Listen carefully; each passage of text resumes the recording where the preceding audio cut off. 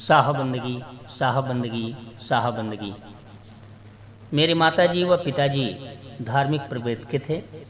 माताजी कहती थीं कि किसी का सामान देकर लालच नहीं करना चाहिए, जितना अपने पास हो उसी में खुश रहना चाहिए और किसी को तकलीफ नहीं देना चाहिए।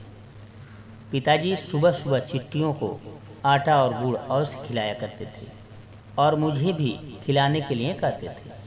धीरे धीरे मुझे भी इसमें आनंद आने लगा। मैं भी प्रतिदिन सुबह उठकर चिट्टियों को आटा और गुड़ खिलाया करता था। एक चिट्टी के पास गुड़ रखने पर वह गुड़ के छोटे कण को मुख में दबाकर खींचते हुए अपने माद की ओर चल देती थी और माद के अंदर जाकर अपने परिवार वालों को पता नहीं अपनी भाषा में क्या कहती कि एकाएक सभी चिट्टियां माद से बाहर निकलकर कतार बनाकर उसके पीछे चल देती और कुछ ही पल में गुड़ के पास आकर चारों तरफ से मिलकर खाने लगती।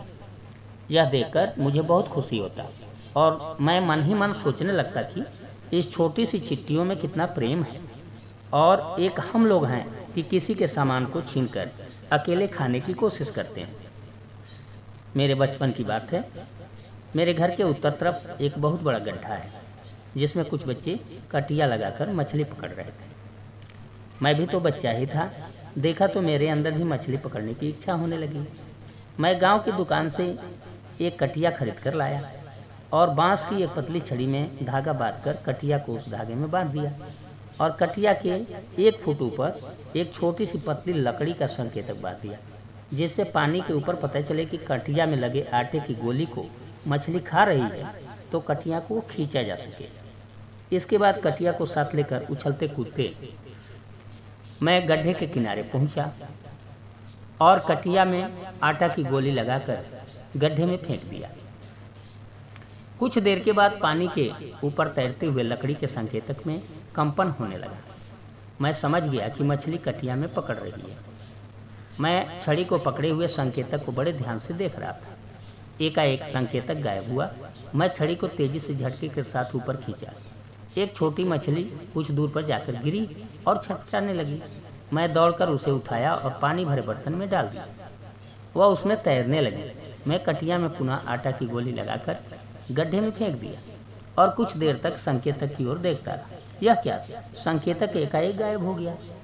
मैं झटके से छड़ी को अपनी ओर खींचा। कटिया में इस बार एक बड़ी मछली फंस गई थी और पूरी कटिया को निगल गई थी। मैं एक हाथ से मछली को पकड़ा और एक हाथ से कटिया के धागे को और खींचने लगा।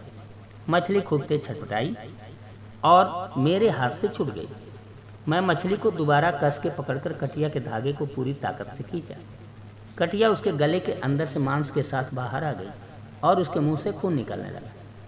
यह देखकर मेरे अंदर घबराहट होने लगी।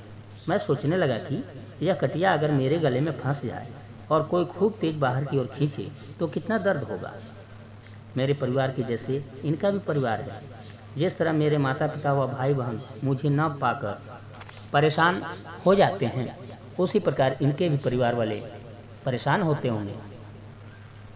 उनसे माफ़ी मांगते हुए मैं तुरंत दोनों मछलियों को गड्ढे में छोड़ दिया।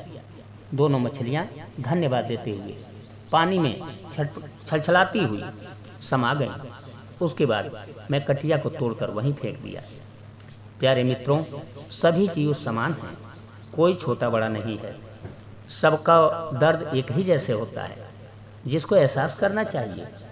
इंसान बुद्धिमान है, इसलिए बलवान भी है, जिसके वजह से यह असहाय जीवों को जब चाहता है काटकर खा जाता है और अगर सामने बाघ आ जाए तो देख करके भागने व चिल्लाने लगता है।